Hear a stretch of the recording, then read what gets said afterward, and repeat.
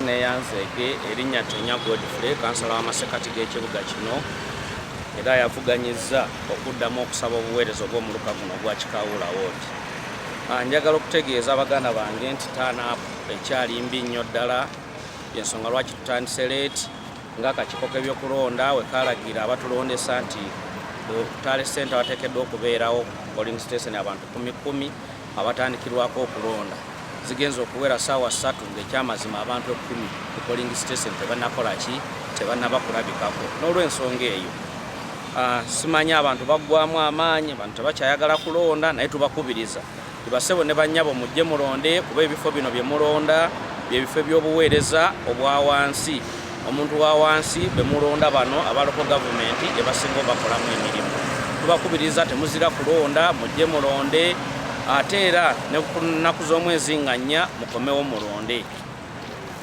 Enteekateeka erinnya Amande erugazi wano. Okulonda kwa leero kubadde nga okwali kw'abakyamani ba disitulikiti mubadde bbugumu, abantu bajja omu we batyo abalajja oyita mu kkubo era bakubiriza tewayi mugende mulonde. N'olwekyo kiraga nti obululu obwasooka okulondebwa nga bwe bakwatamu ebyokulonda ne babba abantu ne babba obululu bwabo ne bakuba abantu okulonda balinga abakwetabiddwa era bazze kitono nnyo, tetumanyi gye bujjako mu maaso okulonda kw'abaero sifiri oba kunaaba kutya. Na okutwaliza awamu akalulu kano tekatambudde bubi, tewaliimu buvuyo. Engeri gye baleese masiini zino, masiini zituyambyeko nnyo okugyawo obuvuyo bwonna. Okulonda kutambudde bulungi nnyo, buli omu akakasa nti ekinaava mu kulonda kijja kuba kya mazima na bwenkanya. Kyova olaba nti tewaliiwo kavuyo konna, era tusuubira nti okubbira tekujja kubaawo kuba entambula gye katambuddemu. Polling station zonna abantu balonda naye nga bajja batonotono, ku makyawa basose ne bajjumbira okulonda naye kati bagenda bakendeeramukko, bajja mpolampola naye ng'okulonda kutambudde bulungi, tewaliwo okutabanguko bonna, tewaliwo ntalo zonna, era akalulu kajja kuba ka mazima na bwenkanya. Tambi Badiru Ndagayi chairman wa taxi mu Gazi municipality.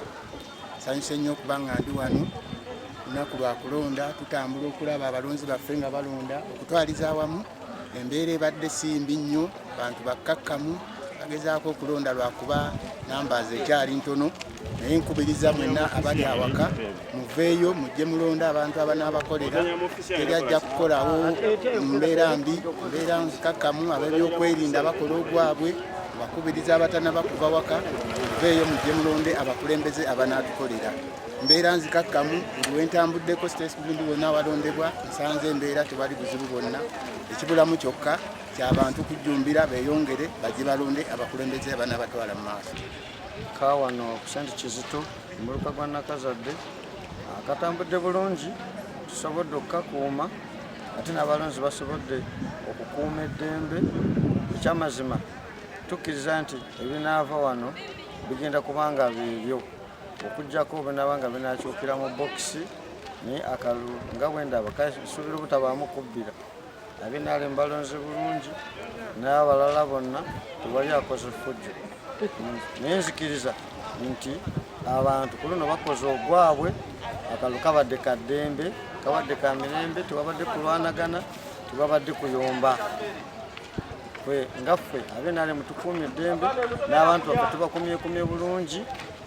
Wano tewali kitambudde mu kalulu kikakyankalanya, tewali balwanye, tewali bayombye, tewali balwanidde bukonge.